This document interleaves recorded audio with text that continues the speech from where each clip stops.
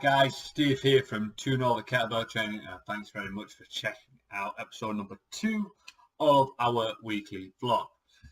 So, before we get started, apologies for the delay.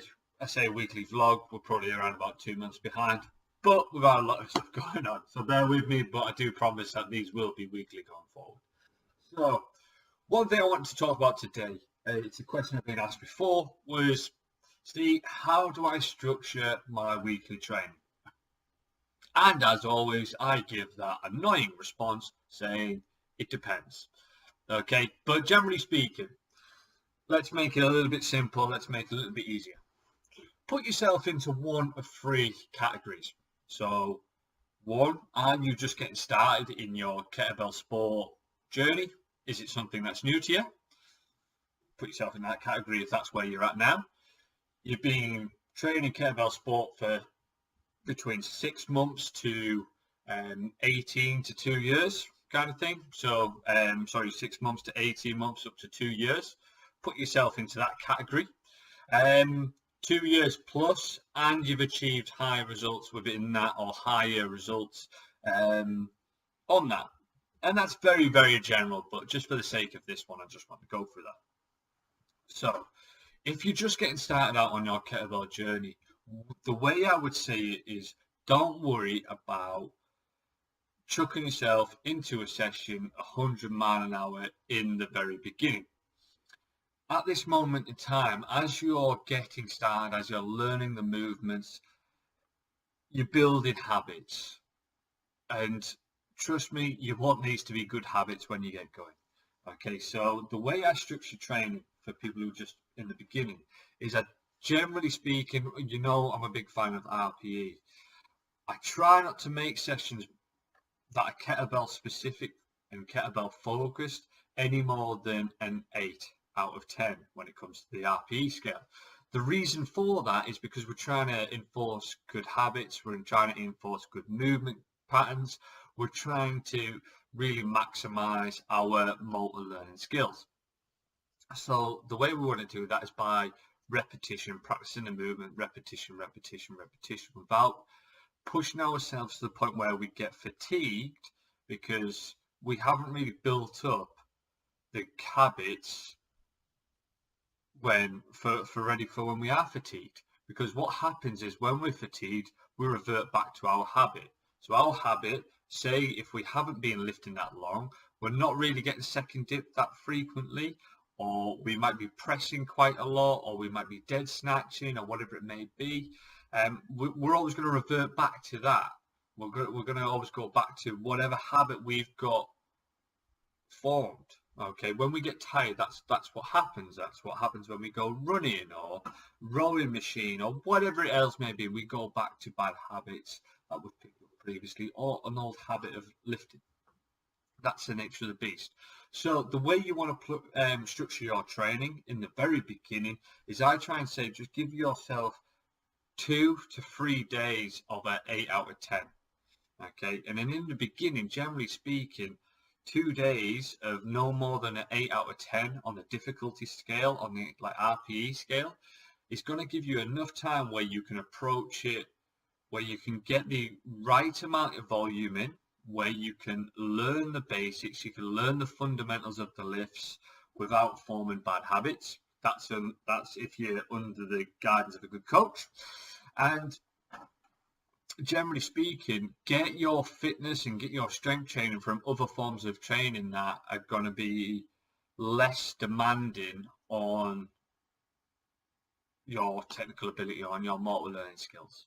So in the beginning, if you are just getting back into exercise and you found kettlebell sport is a great way to do that, that's absolutely fantastic. What I would say is, build up your base level of conditioning through other forms of training, in terms of, i.e., going for a run, jumping on the rowing machine, going for longer walks, whatever. Just build up your general fitness capacity from that. Do some circuit training, do some strength training, whatever it may be, just to supplement that. And that can be kind of a 20-minute strength circuit or whatever it may be, just to build that good level up, just whilst you're learning the really good fundamental habits of kettlebell lifting so you don't fall into bad habits. And I'm speaking from experience on that one. So again, if you're just getting started, 6 months or under of training under your belt, just try and aim for around about 3 sessions a week that are no more than 8 RPE. So if you've been training for 6 months up to 2 years, around about that bracket, you've got a decent level of technique, you understand the fundamentals, you understand the movements that you might be doing. You might be at that stage of learning where it's kind of conscious incompetence, so you kind of know what you need to do, but you're not quite there yet, but you're still drilling it. Then what I would say is the way I structure your training, from my experience, and again, my recommendations, what I would try and say is try and aim for a development session of 9 to 10 RPE once a week. Okay, and again, get your other stimulus that you need for your strength and your fitness levels from other forms of training. And what you can do there is you can start to stress your technique under fatigue. Okay, but what you're doing is you're not reinforcing bad habits. Now, again, this is such a broad spectrum. It's really difficult to say because everybody's really individual. Some people might be picking up really quick, some people might not be, some people might be coming from a really uber fit background, some people might not be. So again, this is just a broad spectrum. If you're somebody who is uber fit, who's picked up really quick, then I'd say jump on to 2 development sessions a week. So you might be looking at 2 days of a 9 out of 10 RPE. If you're sort of not coming from that sort of background and the coach is sort of saying, right, okay, you still need to work on these certain types of things before you're really nailing down, then I'd just sort of say, just have 1 development session and get your other forms of physical training and get those development sessions via them. That would be my recommendations. Because again, if you look at what kettlebell sport is all about, it's all about efficiency of movement. It's all about being economical, and it's a cyclical sport. So you're doing the same movement over and over and over and over again. So you want to make sure that one movement that you're doing and you're repeating is on a really solid foundation. So you're doing those to the best of your abilities, and that has a knock-on effect as you're more economical, you're more efficient, and so on and so forth. Now, if you are somebody who has been training for quite a while now, what I would say, if you've got a good technical base under your belt as well, and you've been able to achieve really good results, then what I try and recommend for those guys is we try and look at, in certain types of the cycles, then we try and look at maybe 3 development days, or we alternate between 2 development days and 3 development days. So you might go hard 3 times a week, like 9 out of 10. 3 times a week, but then in between that you're going to make sure that you've got your high performance recovery training sessions, and this is all based off the work that I've done with different types of athletes, but also through Joel Jameson's work and the guys over at 8 Weeks Out. The concept is really, really good. If you want to check out that further, I recommend going over to see those guys because it's well worth it. But from that respect, looking at what kettlebell sport is, and because it's a cyclical sport and because it's an endurance sport, then there's got to be physical attributes that you need to build on to actually be able to sustain the numbers that you're trying to push for now. So if you are somebody who is trying to push to the next level, then you know that you're going to need to stick a specific stimulus on your body, i.e. a 9 out of 10. A really difficult day to either one, you're going to be working on the intensity, so that might be a really high rep range of 120 to 130% of what your average rep range is. That might be a way that you're going to make that a development day, or you might be going for longer duration sets with your competition weight. That might be another way that you're doing it, or you're just getting a large amount of volume in. So Again, just to recap, guys, how do I structure my weekly training? It's an annoying answer. It depends. But generally speaking, just slot yourself into one of these three categories and follow some of these rules. So, one, are you just getting started? Have you been training for 6 months or less? Try and make sure that you don't go above an RPE of 8. Keep it nice and simple, build up the movement qualities, build up the movement patterns that you're trying to get, and focus on good quality technique and build your fitness with other forms of training. Just remember, we're building for the long term, not the short term.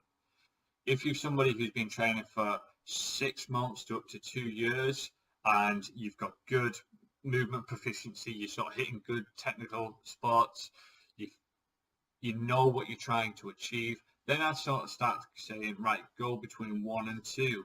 And again, work alongside your coach on that. Aim for 1 to 2 development sessions a week on the bells. Remember, guys, this is specifically on the bells. So that is one golden rule throughout all of that. That's not to say you don't train hard in other forms of training. This is just with your kettlebell sets. So you might try and do 1 to 2 development days per week. Again, that all depends on your ability, but that's a general rule of thumb to try and work on. And then finally, if you've been training for 2 years or more, you've got a good solid foundation that you are building off, then start looking to add in another development session a week. And this is where you can really push the ball out in terms of volume. You can push the ball out in terms of intensity and the going up in percentage in terms of your reps per minute. That might be the way that you get the stimulus that you need to make sure that you are developing your results and just being a good kettlebell sport athlete. So hopefully that helps, guys. Again, that's how you structure your weekly training. And again, you can change that scale. So if you're only able to train 3 times a week, you still can follow those general guidelines of, do you do 3 stimulation days, so i.e. 7 to 8 RPE. Again, if you're training 4, 5, 6 times a week, follow those guidelines again. Just get 1 development day in, or 2 or 3, depending on your ability and your fitness protocol that you've got in mind. But that's general rule of thumb when it comes to kettlebell sport training and looking at RPE and how to structure your weekly training. That is what I'd be looking to add into. So hopefully you find that helpful, guys. If you've got any questions, please do get in touch. It's such a wide, vast a chasm. I couldn't even think of the right word there. I don't even know if chasm is the right sounding word, but let's rock and roll with it. It's coaching and getting the best out of the athlete, i.e. yourself and your own training. There's such a wide spectrum. There's so many different things that have an impact on that. So again, these recommendations that I'm putting out are just a general rule of thumb, but I have seen good results on them, and I have seen them to be really effective. But if you've got any questions and you want it a bit more personalized, or if you feel like you're starting to need the support of a coach, feel free to reach out to me. Best one to catch me at is steve@kettlebellcommunity.com, or head over to the Facebook group we've got. It's Kettlebell Community. It's on Facebook. We've sharing loads of great content on there. So yeah, fill your boots. There's plenty of good stuff on there. But guys, any questions, reach out to me. Hope you found this helpful, and we'll speak soon.